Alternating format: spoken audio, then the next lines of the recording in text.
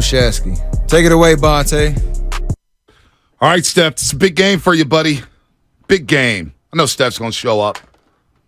Herb Jones will probably shadow him tonight. See, I love playoff basketball. It's nothing like it. I'm telling you, man. The vibes, the intensity, physical. We got Final Four coming up. We're trying to get Lubman to Houston, Texas. I love it. Go stay with Craig. Craig Mack. He's going down to the Final Four. He said, no, tell Lubman I got a room for him. Lubman's got to go see his Canes, right? You know he felt good when AD brought up the coach. Of course he did. Larinaga? His head like, what? Oh, man. Larinaga. And he's dancing in the locker room. What a run for Miami. I mean, what a run. Good thing for NIL. Hey, I'm not mad at Ruiz. it. Hey, I mean. Love John Ruiz. He's the main donor. He is a man of the people is what he is. He's trying to build Miami a football stadium. He wants to try and get it on campus. I mean, I'm not sure where they're going to stick it around campus, but, dude, you know what? Make it happen. It'll be awesome. They need an on-campus stadium. Seriously. Well, the Orange Bowl was dope. The Orange Bowl was sick. Sick. You know, they built the Marlins Stadium right there. So you walk through. I remember walking to the Marlins Stadium. It's like in the middle of a hood. Yeah. It's just like you're just walking on the block. Well, it's one of the reasons why Marlins Park is really hated down there is because it was built on the site of the Orange Bowl, and the Orange Bowl was a monument in Miami. Their candlestick. So, yeah, it was their candle. Their Kezar. Like, imagine if they bulldozed Kezar and put up some cheap Giant stadium or something like that. That it would have been something similar to that. It doesn't feel right with the Hurricanes playing in Miami Gardens. It's just off. They need that on campus. I always believe in like San Diego State has an on campus football stadium now. It's dope. Looks fresh. Believe in on-campus stadiums, man.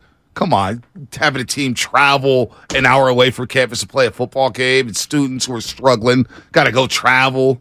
It's stupid. I'm with you on that one. All right. I'm with you That's on my that. rant on college football. No, I love it. I love it. And thus concludes our Miami football Hurricanes in basketball talk for the season. Yeah, there you go. Final Four coming up. At least until Friday. Well, but seriously, you need to fly out to Houston, man. Fly out after the show. Do we do a gun? I don't. I want to see you dress up as the Hurricane. You mean as the Ibis? Is that whatever he is? Yeah. That was a duck. Is that what No, that it's is? an Ibis. Oh. Yeah, the mascot's an Ibis. What's an Ibis? What's his name? A form of a duck? Sebastian the Ibis is his name. That's a good name. Basically, it's a bird that's native to South Florida. The reason they pick the Ibis as the mascot is because when there's hurricanes coming in, the Ibis is the last bird to take shelter and it is the first bird to return after the storm has passed. So He wants that's that why, smoke, basically, is what he's saying. That's why they come out through the smoke. So using that metaphor, if the Warriors were an Ibis, no, I'm just teasing. Yeah, that's not do that. No, but honestly, as we look at the Warriors tonight, on the real, like I'm a big believer in. Look, the environmentalists are going to kill me. They're going to kill me. I'm going to let you know on the front end. I don't care. I really don't care. What? They're spare the air. All the environmentist people. I love burning a traditional log of wood. Okay. So sue me, kill me. I know it ruins the environment. People are going to hate me. I get it, but there's something. Do people really nostalgic. complain about people burning a log? I don't know, but I do it up the Russian River, right? Because it's very cold, Yeah, that's and I nothing have a wrong house with that that. doesn't have a heater, and so the only way to get any warmth is to stand next to the fire. And I love putting a log in. And when you start to get to the end of the log, okay, you can see the embers are burning and they're shooting, and it's starting to slowly kind of break apart and fall down. You take the pick and you pick at it a little or whatever to try to spread it around, and then you try to throw another log on there so that that'll catch and go and continue the fire for as long as possible. Imagine the metaphor of the Warriors' run over the last decade as a fire in your fireplace, all right? It feels like, to me, we're at an inflection point right now for this. We are. For this dynasty, this dynastic run. And what I mean truly is Clay, Steph, and Draymond together. Right. Forget Iggy and some of the other, ancillary pieces. And I would even throw Steve Kerr in there. I would throw Bob Myers in there. Yeah, that's 5. Okay, so you're looking at those guys approximately as the log that's slowly starting to burn out, like the embers, the last embers of that dynasty.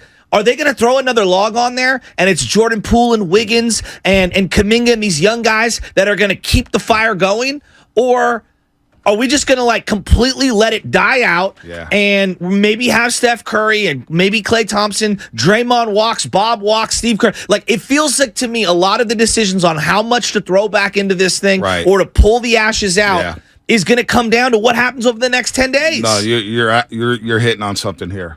6 games left. You're hitting on it. Did that metaphor hit? You're hitting on it. I mean, it makes sense because Those are facts, as Guru would say. 6 games left. They get to the play-in. They lose in the play-in. Joe Lacob paying all this tax for record salary. You think he's going to say, hey, let's run it back. It's all good. How would he view Steve Kerr? How would he view, especially because a big talking point this season has been the development of the youngsters. Undeniable. When AD said the rep said Trey Murphy III got, and Willie Green, former assistant of the Golden State Warriors, stuck with Trey Murphy III. He's stuck with Jose Alvarado. Yeah. He's stuck with Herb Jones. Hell, Brandon Ingram's still kind of a young player, even though he's been around the block a couple times. He let those young players play. And that's one thing that a lot of Warrior fans feel cheated of. We didn't get to see Wiseman. Yeah. We didn't really get to see Kuminga. We see Kuminga in spurts, but now all of a sudden the last 2 games we're seeing Kuminga play less and less, especially now that Gary Payton II's back. Gary Payton II has had an impact. He had an impact in his first game back. But all of a sudden Kuminga's only playing 14 minutes and 45 seconds. And he's not seeing any playing time in the fourth quarter. And two-way guys are playing more than Jonathan Kuminga. Yes. Moses Moody, I mean, it feels like a lost cause. It feels a lost season. Very similar to Trey Lance right now. It feels like to me that Moody, and obviously he was drafted lesser, Right. and they didn't trade picks and stuff. But he feels like an afterthought. right. I mean, I'm just being honest, B. No, it is. He feels like an afterthought. And he is. So when you think about that, the lack of, and then Jordan Poole, the up and down season that he's had because of the lack of reps he's had with, he comes off the bench and he doesn't know who he's playing with. No clue. One day it's DiVincenzo, one day it's, Anthony Lamb, one day it's Ty Jerome, one day it's Wiseman, one day it's JaMychal Green, one day it's Kuminga. He's playing with so many different combinations, whether like to start. spinning a wheel. Right. It's a start, bench, start. What role am I playing? Am I playing the fourth quarter? Oh, wait, I'm playing all 12 minutes in the fourth quarter. He just doesn't know. Well, and I just think that, like, people that are saying, like, oh, you guys are drumming up drama. Right. No, like, Draymond has a player option. Right. If Draymond wanted to be here, he would have said, I'm executing my player option. I'm staying. I want to stay. He would come out and say that. I would love for Mustafa Ward to call into the show because I'm on it.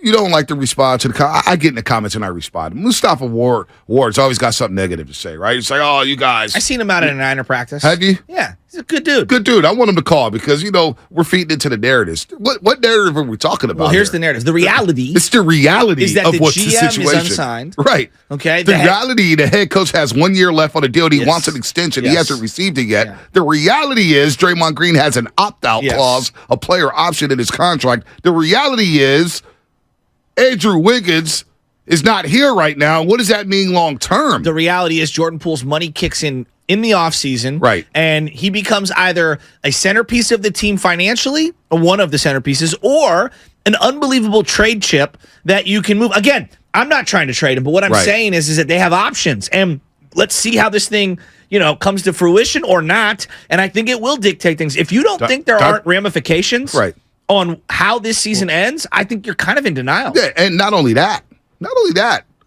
and we're not saying the sky's falling. What we're saying is tonight is a huge game. These last 6 games are monstrous, humongous. That's what we're saying here. We're not saying, oh my God, the sky's falling. You win tonight, okay, now you get to breathe a little bit, but you still don't have the tiebreaker over Minnesota, and you need them to lose a couple games. And you look at Minnesota's schedule here. We just read it to you.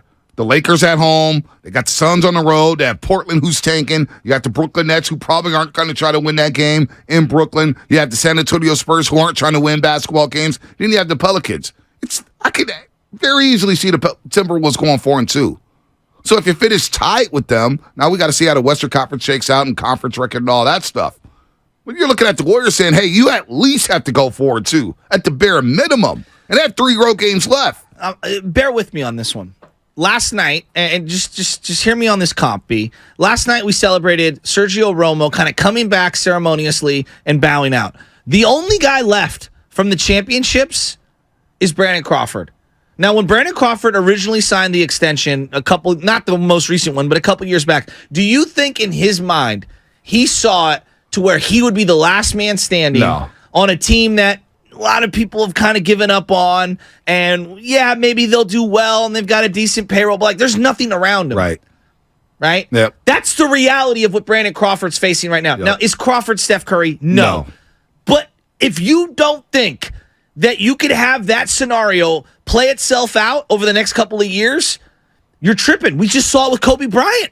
Didn't we see this Yep. with Kobe at the end? He didn't make the Kobe playoffs. was the What? last man standing. Spinoni, what was the last 4 or 5 years? Kobe didn't even make the playoffs? Correct. A lot of injuries. You didn't sign a pay cut with the team. A lot of bad drafting, bad decisions. I The Dwight think Howard thing there's- set him back. Sorry, Joe. I think there's a sentiment from Warrior fans. They think this is just going to go on forever.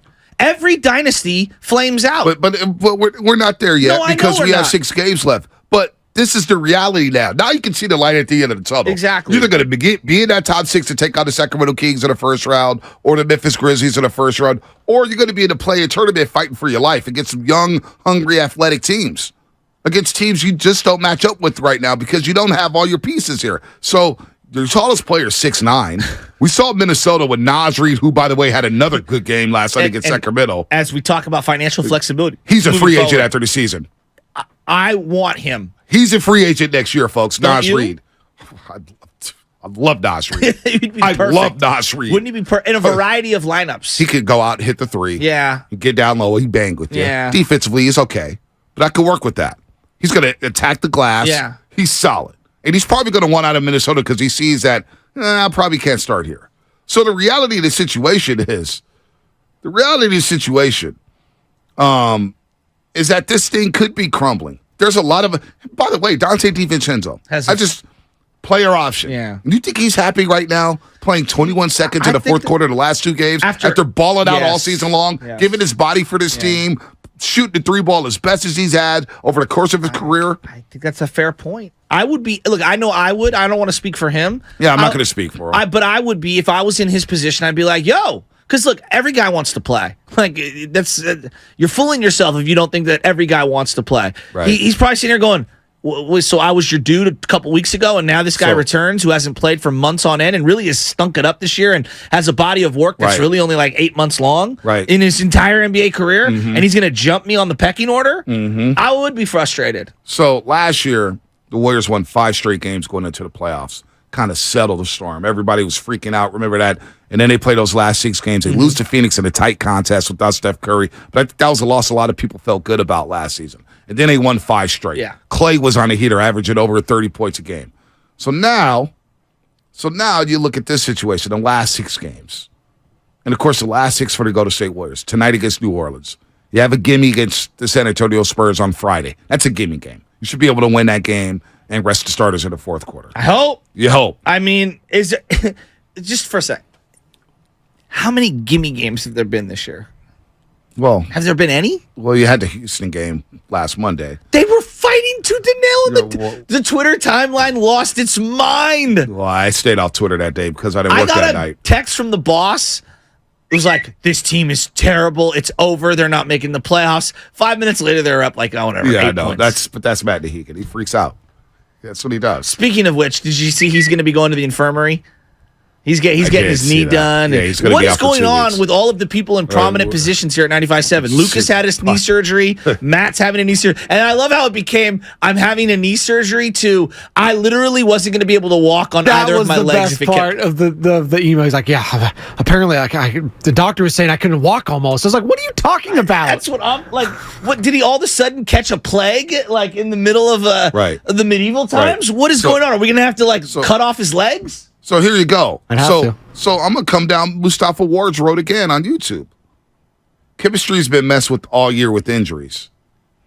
It has. Yeah. So But that why doesn't- are you coming down our road for speaking the realist? We're speaking real stuff here. This is real. These are facts. Injuries have affected all the rotations. Yes. It's affected the team. It's affected the chemistry. It's affected everything that has happened with the Golden State Warriors. And we have 6 games left. And yet, you still have one of your main cogs out due to personal reasons. Draymond Green is banged up. Yes. I mean, banged up. The back, the wrist, the neck now. Yeah, the neck. I yeah, mean, yeah. Looney Yeah, has that's a played good every point. single game. But you he's laboring. He's too. laboring a little bit. Look at he's fighting. I'm not saying he's not, but Not. he's a guy he needs the time off if they Look, can get into the 6th spot. Dude, and he just had to bang with Gobert, Karl-Anthony Towns, and Naz Reid. And on tonight, you get Jonas Valanciunas. How does Gobert not get more offensive fouls? I don't know.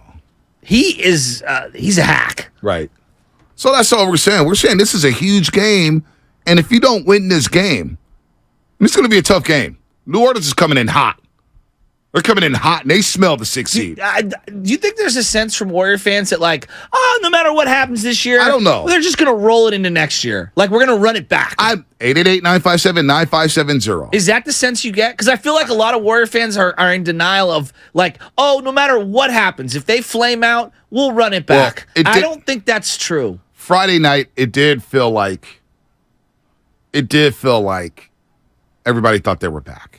And even I was like, oh, boy, maybe they did turn the corner. Yeah, of course. Maybe they did turn the corner. And then the vibe Sunday was like, hey, this is a big game. And they took the lead late. And it's like, oh, they got it. They're going to win their 10th straight home game. They're going to win their 10th straight home game. And then the last minute happened. And then the last minute happened. And it was a reminder of what this season has been about. Yeah. How many times have we saw that this season late down the stretch? Where it's a turnover, a bad shot, a blown assignment defensively. They dig a hole that they can't get out of. They give themselves so little margin of error for a victory that they back themselves into losses. That's the only way I can describe this.